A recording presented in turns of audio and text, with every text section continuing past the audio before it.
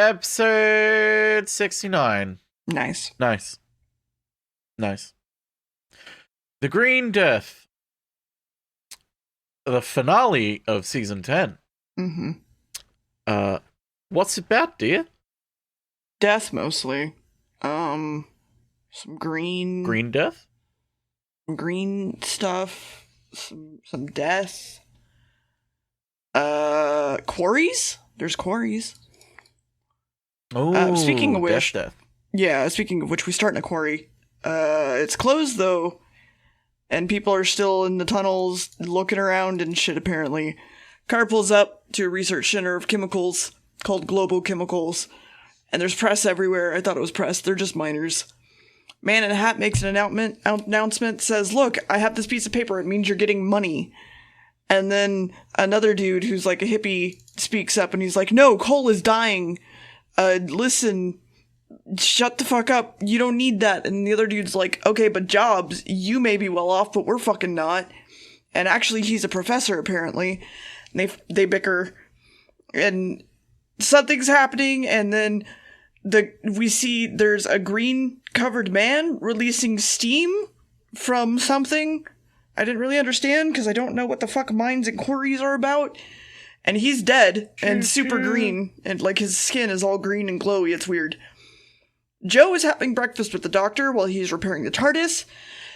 Now that he's forgiven by the Time Lords, he can go anywhere. And I now hate Joe because she hates eggs and bacon, so that's a thing. Yep, Tia hates Joe now. Joe is reading the news and talking about global chemicals, and she's just like, "No, that can't happen. Blah, blah, blah. I need to go there." And the doctor's like, "Yeah, let's go.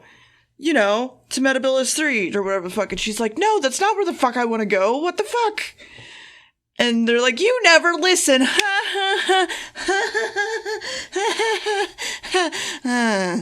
The brig is asking the doctor to go see about the glowing green man. The doctor's like, "No."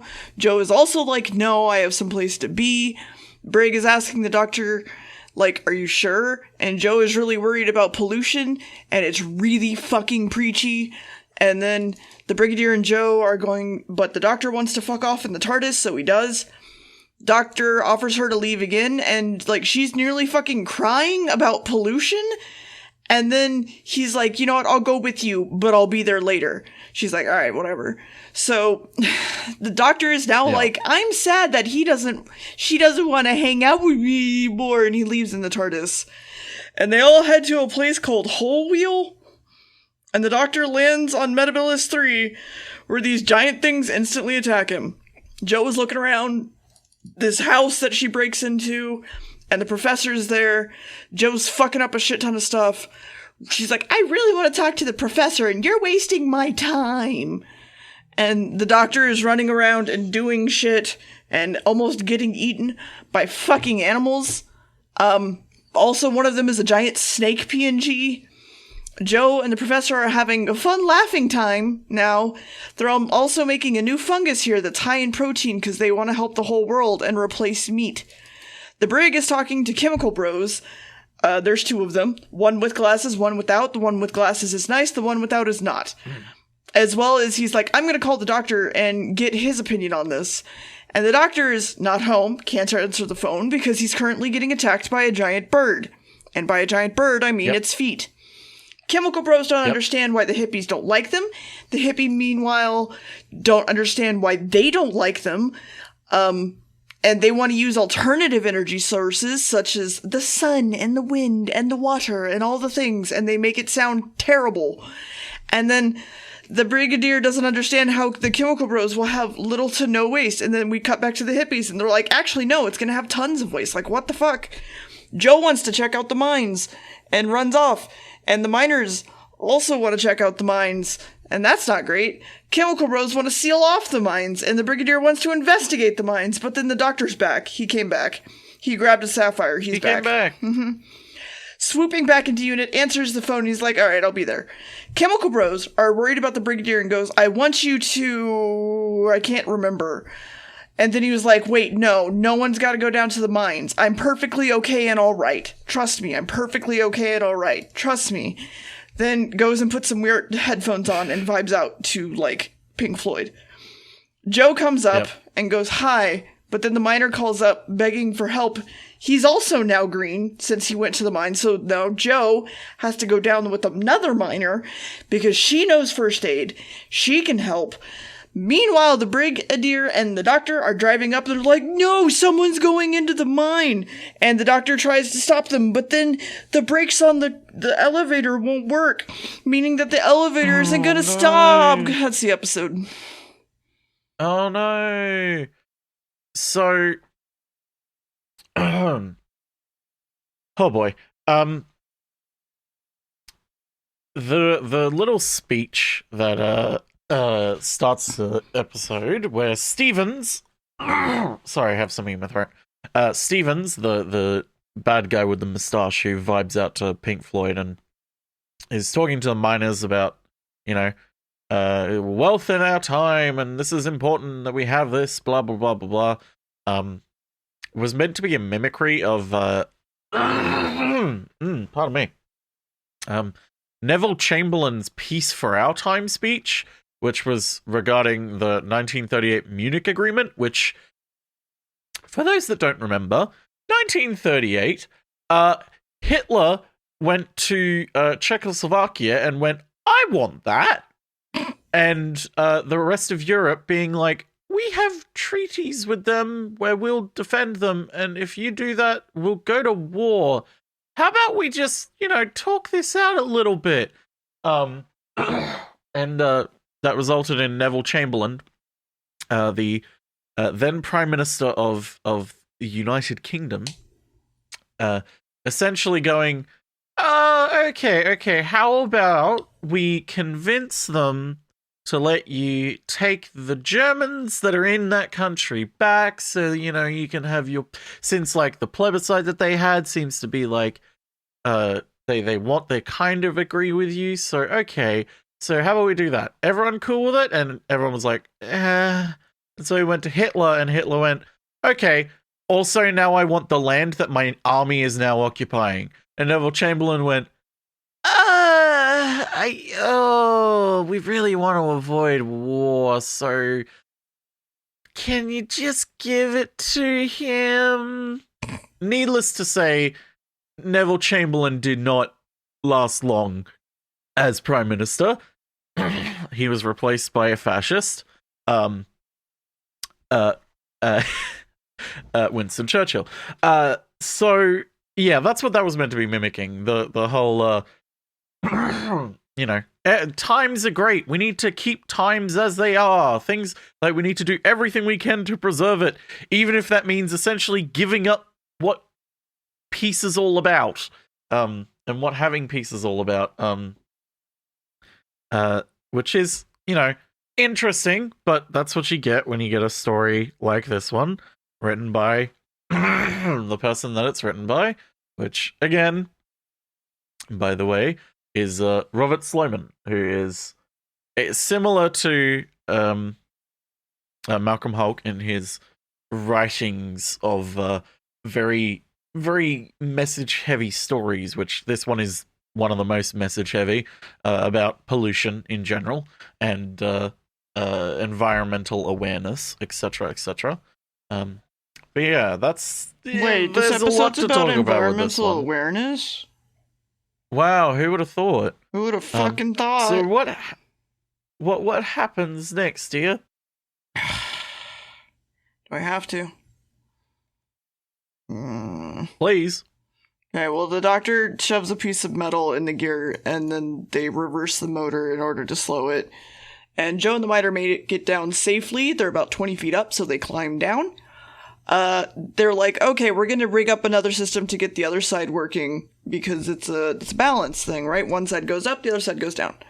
Global Chemicals has cutting equipment they can use, but when they call, they get cut off, and they're like, wait, that's the miner. He's all green and shit, says Joe. Let's ask the hippies instead, says the doctor, for the cutting equipment. And then all of them go talk to Global Chemicals. Because they don't have the cutting equipment, but Global Chemicals does. Again. Hooray! One of the chemicals guys wants to leak shit, but is stopped, and then a computer says to process him. And then they process him. And then when he comes back, he's all good to respond. Nope, sorry, we got no cutting equipment. Sorry. Can't help ya.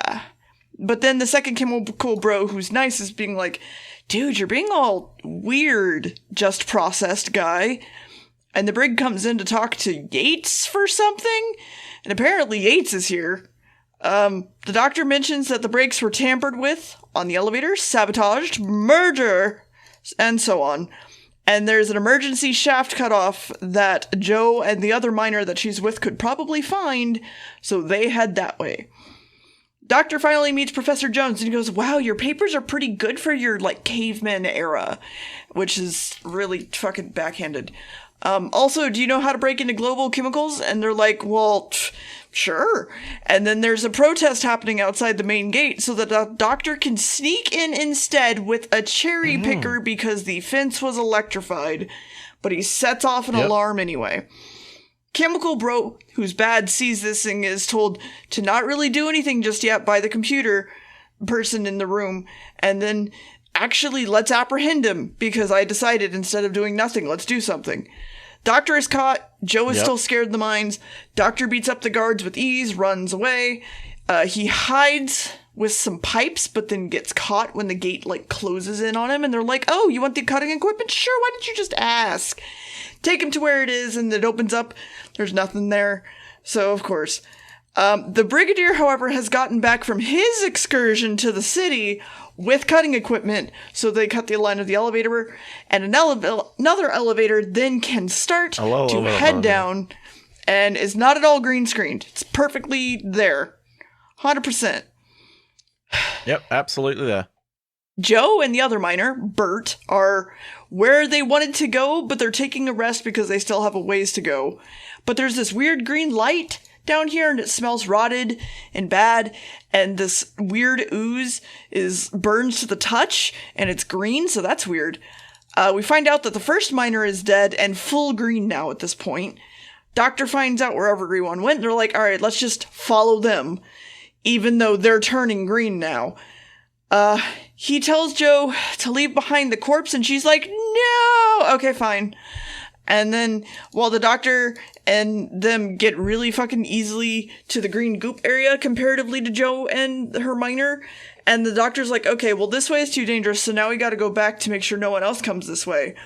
And then Joe stumbles on a maggot pit, and the doctor finds her moments later, and it's a good thing, because all the worms are super small. Oh, there's big ones now. That's the episode.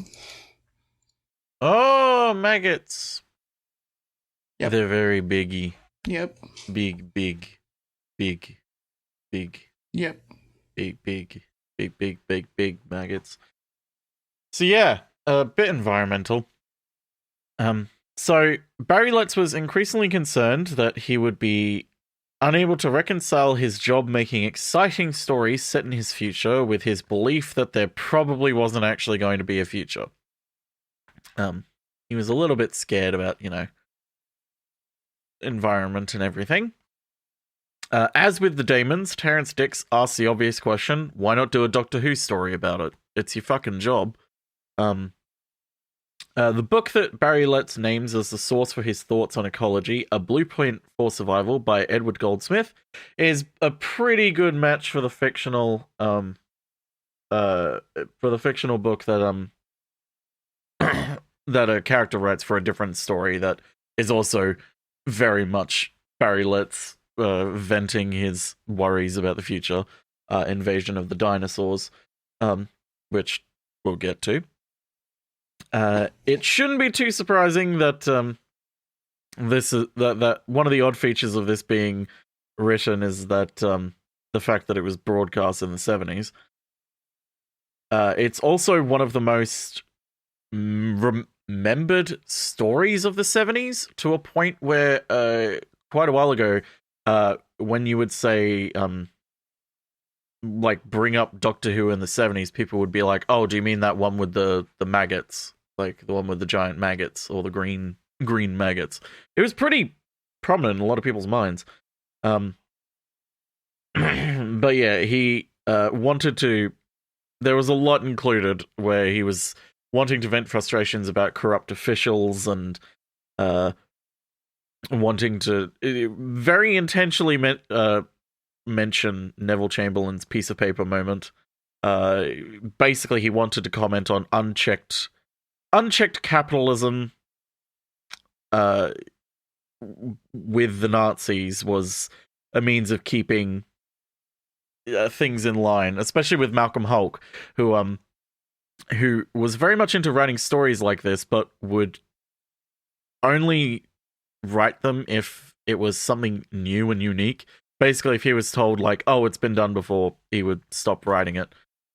So he basically tried to beat Malcolm Hulke to the punch on this, so he wouldn't write an overtly unchecked capitalism leads to Nazism sort of story, which I think they should have done, because Malcolm Hulke's version of that would have been very good. But that's why they gave the story to Robert Sloman instead. They were trying to branch out from Doctor Who because they were trying. Terrence Dicks and Barry Letts were desperately trying to look for someone else to take the reins off them, who could manage it without, having it fall apart and put it in good hands, as it were. And they were still looking to go after their spin-off production, Moonbase 3, which, again, woof. So that's where we get stories like this, some that are a little bit out there with some things. But also, another really quick thing before we continue, songs that were in the charts at the time, one, Live and Let Die by Paul McCartney in the Wings, Stuck in the Middle with You by Steelers Wheel. So, welcome to the 1970s, dear. Oh, what happened in the next part? Well, it's time to run away from them, because we can't touch them, so let's try this minecart instead. Jones wants to go down and save them. He wants to go into the mine, and the Brigadier wants to go to Global Chemicals. So, the Doctor and Joe get in the minecart to steer through the maggots with their eyes closed with sticks. The Chemical Bros are like, that's okay, just get someone to talk to the Brigadier, and he, winces, and nothing happens. But then he just... Okay. Chemical Bro is talking to the mind-washed guy, and he's like, we need to help them, what the fuck is going on? And sneaks into the room that they just walked into and watches him secretly from behind some pipes. Very obviously. Anyway, The Doctor and Joe are safe on the other side, climb out, head down a crevice. Unit mentions to GC that they're taking control and investigating now, and the plant might be closed down, so no. And then he threatens the Brigadier because he knows the Minister of Ecology as a friend, so don't fuck with them. And Joe and the Doctor run into some eggs. He takes one as they pass by. GC, who is good at now questioning what the fuck is going on. And there's a new special storage tank, too.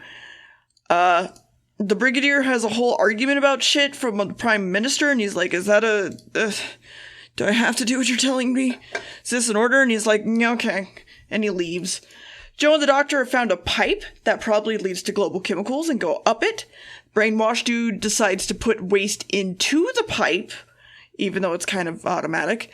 So they decide to open the door just in time to save them from the waste. The brainwashed Chemical Bro.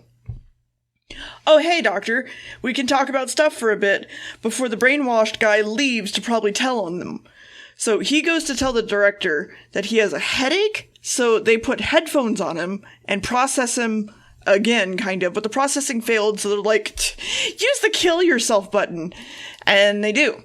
So good GC guy is walking them, like Joe and the Doctor, through the hallway, and then they see the brainwashed guy run past them and then literally just jump off the building. So there's that. Oh no. Bad GC guy regrets it. And the computer's like, you're sentimental. And then the Doctor and the hippies are all partying now. But then the Doctor gets a phone call and he leaves. the professor is going to be leaving in a few months' time to go to the Amazon, and everyone's like, wow! And the brigadier's like, what the fuck? The doctor comes back in and goes, that miner's dead. And we focus on the professor holding on to Joe's hand, because relationships don't take more than a day to develop, apparently. Well, if they have an egg... It's the 1970s. Says I don't give a fuck what year it is. If they have an egg, says the GC dude, we have to go get it back, because they're gonna find out our plan, or something. Joe's having a moment with the professor over the miner. Then after crying, they start to make out. But then the doctor walks in at right the same second and was like, oh, hey, I was at Metabilis 3, by the way, Joe. And Joe's like, cool. And that's it. I don't care. Cool. And then the doctor drags off hippie dude. And he's like, hey, talk to me about this thing over here, away from her. But then we see that the egg that they had is hatching, and it's a giant maggot that is now coming for Joe.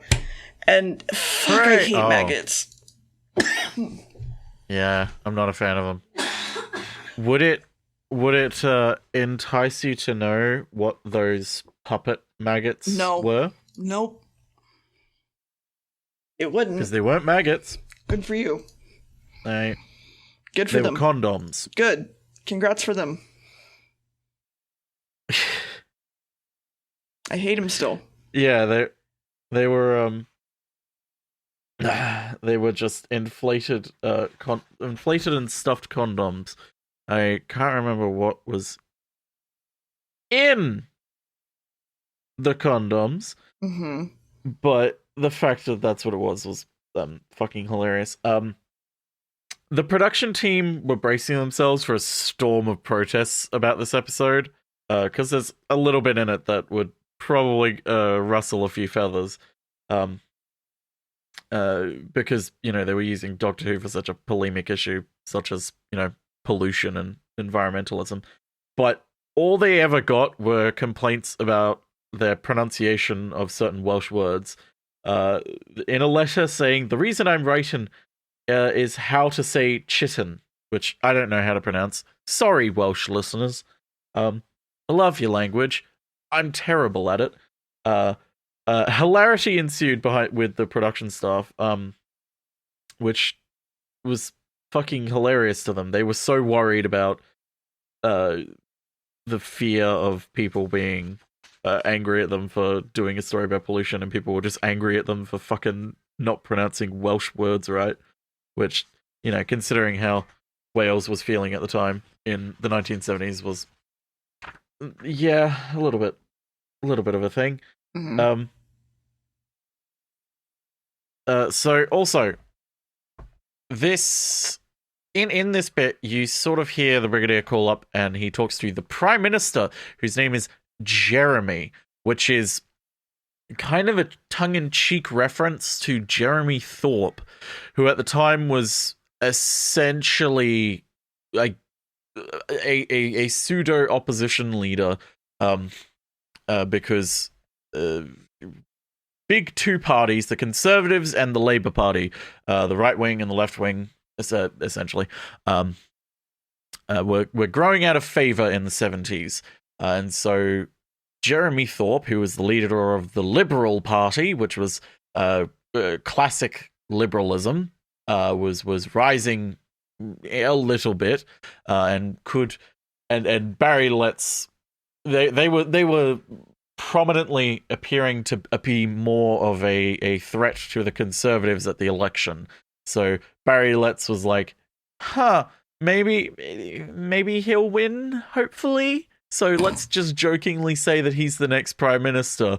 Also, he didn't want to say that it was the Labour one, because that would offend the current Prime Minister. Wait, was it the current Prime Minister? I can't fucking remember. Who cares about who cares?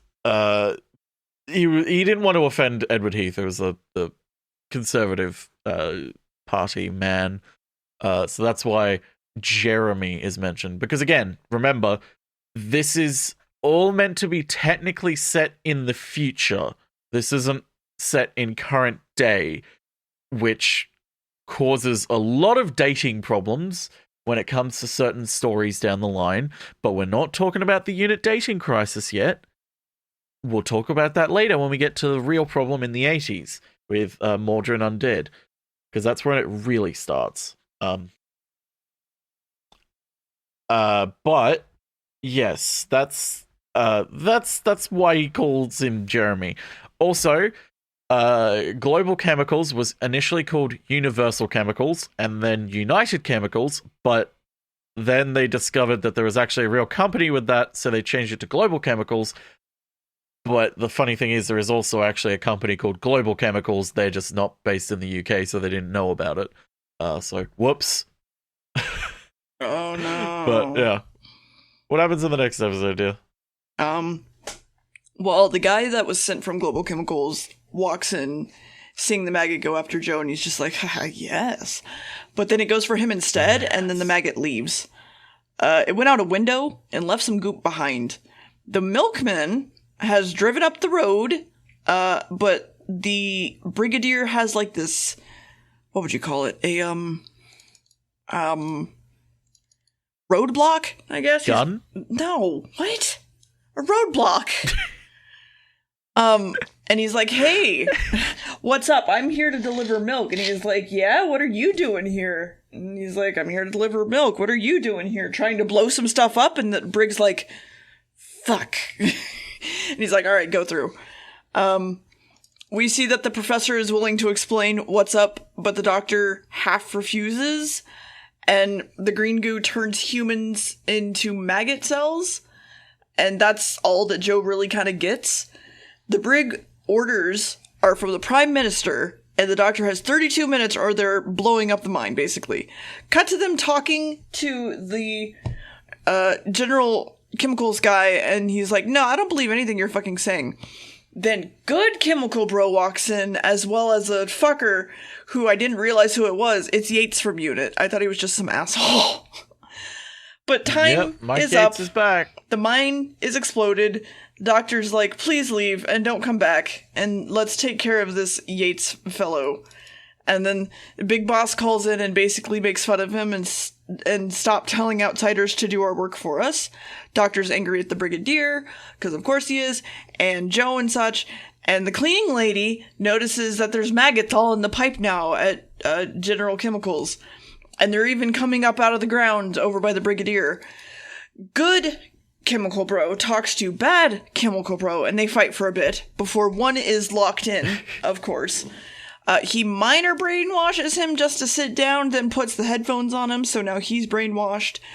Brigadier and Benton are scouting all of the maggots everywhere, tell the Doctor, and guns don't apparently work on them. They're armor-plated fucking apparently. Pesticides don't do anything, so let's do a biological strike. Yeah, they're immune to bullets. Doctor's like, instead, let's go get some oil waste from GC so that we can figure out how to kill these things. So they call Yates. We see that he's actually working from the Brigadier from the inside. We instead take the place of the milk delivery guy and make our way inside. So the Doctor is dressed as a milk delivery guy and goes inside. Joe and the Professor are falling in love. But Joe drops dried fungus on the test slide and he gets pissed off at her and he's like, go away. I don't give a fuck anymore about you, you useless woman. And then the alarm goes off at GC for a milkman. So the Doctor's like, okay, takes that off. Joe is upset that the hippie professor isn't listening to her anymore and he only wants her to get coffee or something. So she writes something down and leaves. And then the Doctor's now dressed up as an old lady. And Yates gets rid of the guard with him, and so they can talk. And we find out that Joe is looking for a maggot, because of course she fucking is. The Doctor's stuff is that he needs to be at the top floor, but the Director's the only one with a key. However, Professor Hippie sees the mushroom is actually a cure for the green shit, and he finally notices that Joe left, and he's like, oh fuck, I gotta go get her. So the Doctor dresses semi-normal now, goes for the elevator, goes to the top floor somehow. There's weird machines there. The boss is like, hey Doctor, what's up? I'm a computer.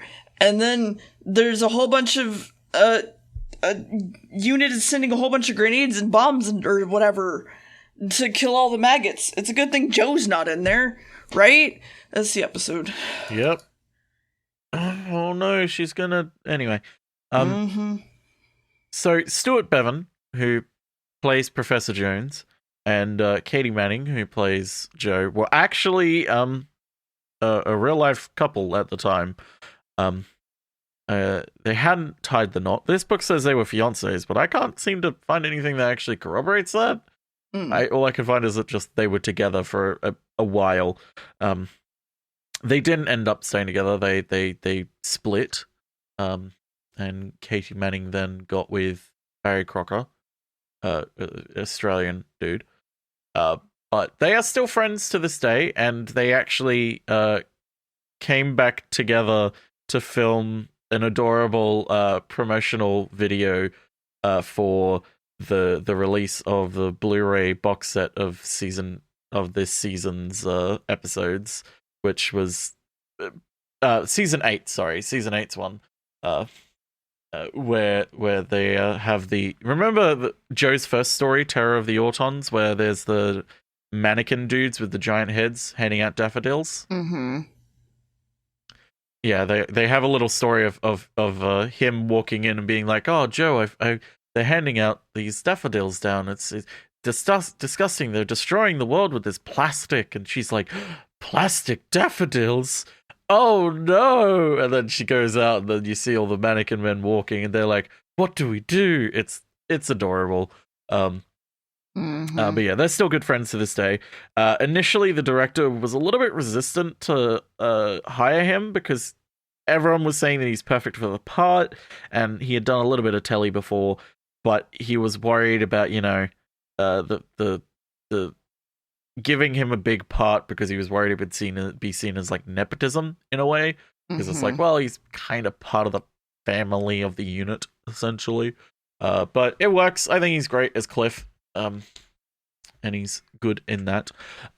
Also, Robert Sloman, who's the writer, claimed supposedly that the slightly stereotypical portrayal of the Welsh in this story was there because of his bad experience of playing rugby against Welsh teams when he lived in the West Country. Because of course it was. Of course. Also, something that I didn't notice until episode 6, and didn't fully realize until I was reading this. For episodes 2, 5, and 6, the title sequence film over the closing credits was actually superimposed and played backwards and upside down, because the film of it was played backwards through the machine in order to save time when they were recording. And it really confused me for a second, because I was like, wait, is that different? What is this? I don't understand. I don't know if you noticed it, dear, or if anyone else noticed it. No, I really didn't. I thought it was weird. But yeah, what happens in the next part, dear? The professor sees Joe running around and he chases after her. Doctor's goes like, "Hey, I'm more than a machine. I'm human, so go fuck yourself." The computer is linked to a human brain. He's linked to Stevens, who is the GC baddie. He's only there really to help with profit and productivity, because of course he is. Joe is here to catch a maggot and is stopped by the professor. Then they run off together. Now it's time to bomb things. Run away from the bombing. Oh. And the doctor's like, "Wait, is that bombing?" And then the doctor gives the computer an insolvable problem to fuck with it, and then he leaves. But the elevator also already has someone on it, so he's caught. The professor is fucking killed or knocked out, we're not sure, and trying to protect Joe, and the maggots are perfectly fine, so that sucks. Doctor has headphones on. He's just kind of doing his math in his head, though, so because it's not fucking with him. Joe's communicator also is broken, so they're kind of fucked in this cave, and there's maggots outside. Bad GC guy wants to take over and take all the profits, so he's like, "I'm gonna destroy the doctor." And then he's like, "Wait, no, I'm your bargaining chip. That'd be stupid." Doctor is now in a prison sort of thing, while Joe repairs the communicator faster and faster. Yates goes to see the doctor while they try to escape. And then Yates is caught while the doctor escapes. The doctor escapes in, I thought it was his milk truck. It was Bessie, I think. Or he left in Bessie, or left in the milk truck and got in Bessie. It's the milk truck, remember? Because I was I was crying because there was spilt milk everywhere. Right. I forgot about that. I forgot about your terrible, terrible joke. Joe tries to call into the brig. No one's answering. Then the doctor pulls up and finally gets through to Benton. And they're like, all right, now we know where everyone is. Everybody, get in the car. And they drive. And then the doctor uses his screwdriver on the maggots, which makes them run away from the door. So they get the professor out into the car. Everybody's good. They leave. He's home now, but he's not great. And he's just like, serendipity, Redbud. You know, that whole thing. He just says serendipity. Also, his neck is green. So there's that. Yates is here. Mind-washed, probably. Wants to kill the doctor. And he's like, but first I need to show you something for efficiency. Pulls out the sapphire. Sasquatch. Mm-hmm. Mind-washes him, brainwashes him again. Like, again. Bad GC is fucking with another dude who is brainwashed now. And he's like, Yates, you need to go back. Is that okay? They think you're brainwashed. And he's like, yeah, sure. Boss and another dude are prepping for things around them. Yates comes in and he's like, the doctor is dead. And he's like, well, okay. Cool. Let's go kill Joe then, because she's also an issue. And he's like, wait, no, I don't think we need to kill Joe. And then he calls this other dude in, and he's given Yates' gun, and he's like, stay here. Yates then uses the sapphire again to unhypnotize the dude, asks him what the fuck is going on before what's-his-face bad dude hits the you want to kill yourself button with hearing this time. And that's the episode. What an episode. Yeah. It's a personal anecdote. Watching this as a kid is actually where I learnt the word serendipity, and it's how I remember the word serendipity. It's a great word. It's a great word to read and say and use in your everyday life. So if you didn't know about the word serendipity, now you do. Use it whenever you can. It's great. It is, for those, I don't remember if you said it, but it's serendipity is a discovery made from an accident, which is a great little phrase. So yeah, serendipity. Use it wherever you wish. So initially, they had a lot of the CSO stuff, the color separation overlay. I believe it's overlay. I keep forgetting if it's overlay or something else. They initially didn't have a lot of it in certain segments, like a fly segment, where the Doctor is being charged from the sky, let's say. Initially, they wanted it to be attached to a helicopter and it be in the scene, but the weather was really shit and they were worried about what it would do. So they were just like, let's just use CSO. We've gotten pretty good at using it. And yeah, they've gotten pretty decent at it. It's better than what it used to be. That's for certain. But it's still very, very noticeable. But speaking of things that are noticeable, the director commented on the fact that the maggots looked so effective in the story because they were created in so many different ways.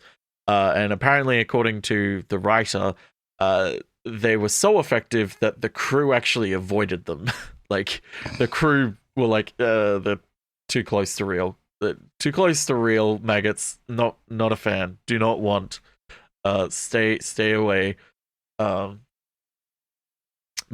yes. Also, this is one of the weird few times in the show where the Doctor is shown consuming alcohol. He drinks elderberry wine in episode 3 and asks to take a bottle with him. And then at the end of episode 6, spoiler, he drinks a glass of champagne, or what we presume is champagne, or some type of bubbly, little bit of bubbly. But yeah, it's a little bit weird, in that it's it is kind of new for the series. I mean, new series Doctor Who has the Doctor getting, well, pretending to be drunk at one point. But there is a hype of other things as well about that. But yeah, what happens in the next episode? The brig brings the Doctor something, and now he's just checking out a bunch of stuff to find a cure. But they're brought a maggot. Well, it's a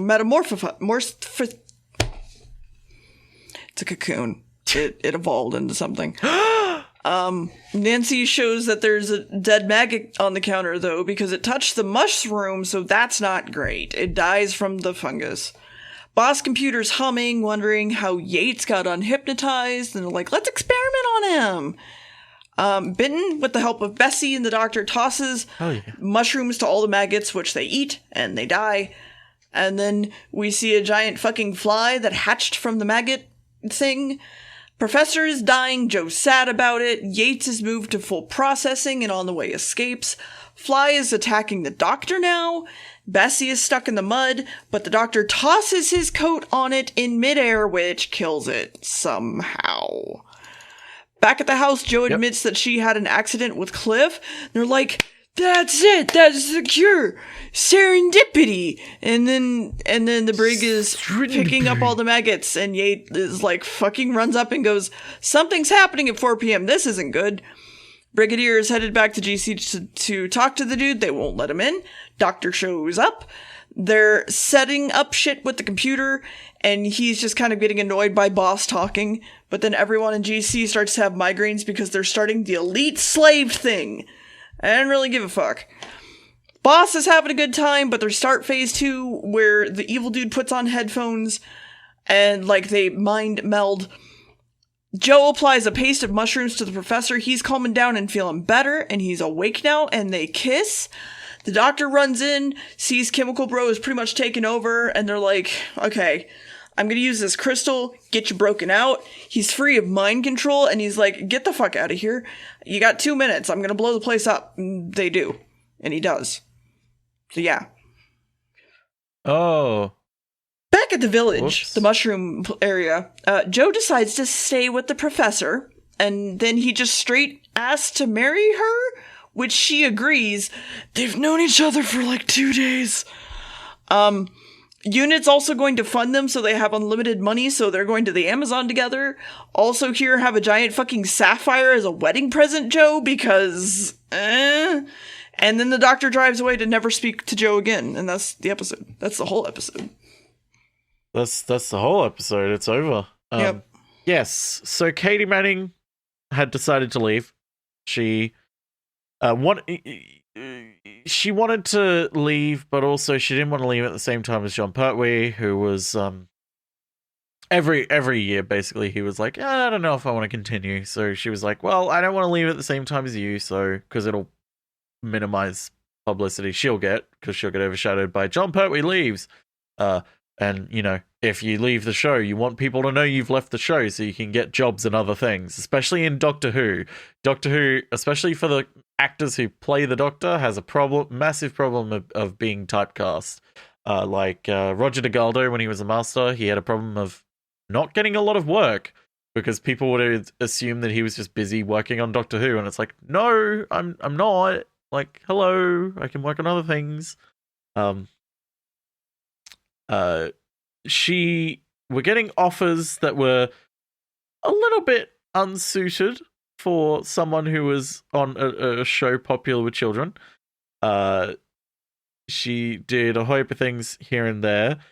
Most infamously, she posed nude with a Dalek in a pin-up, which caused a massive uproar with the press, which, you know, I still think to this day is hilarious.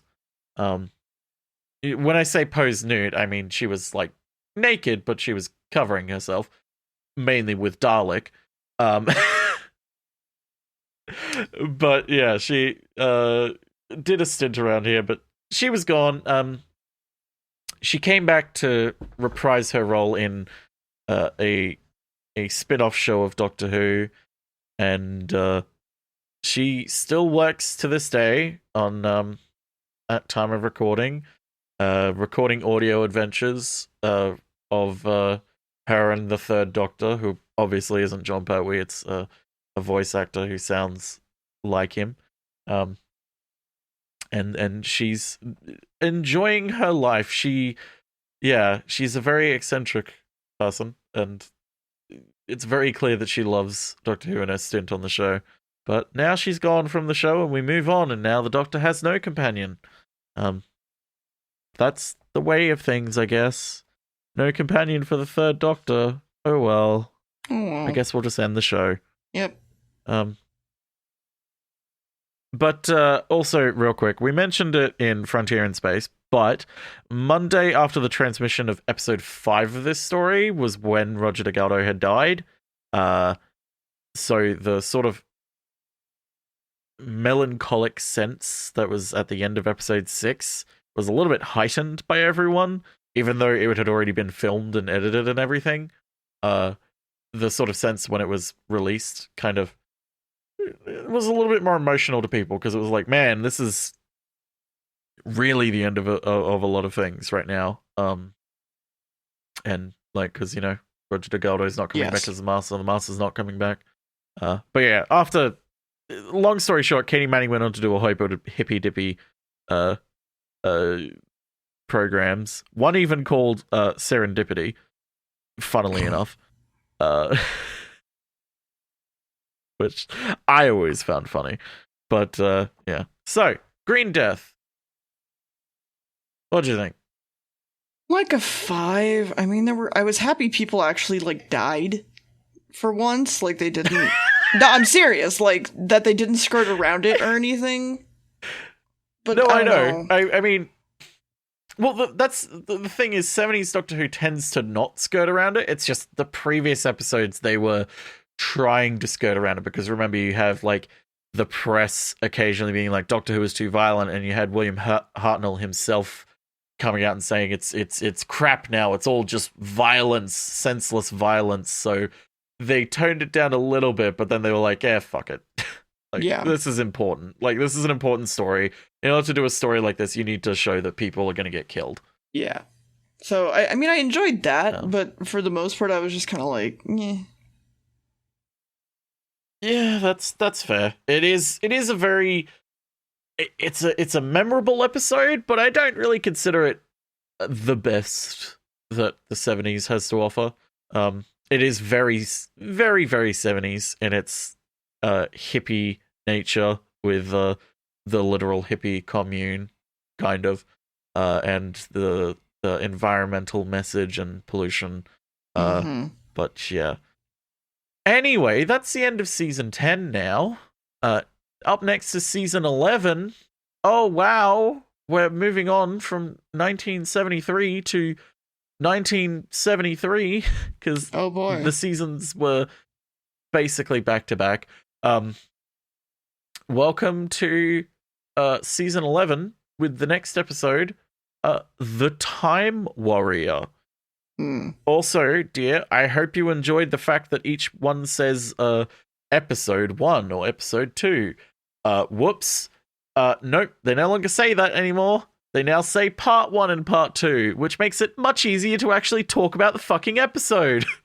Because then you go, oh, what happened in this episode? Well, in episode 1 of this episode, it's, yeah. Yeah. So, yeah, Time Warrior. Anything else you want to say? Nah, I'm good. Okie dokie. Hope you enjoy fighting in time. Mm-hmm. Goodbye. Goodbye.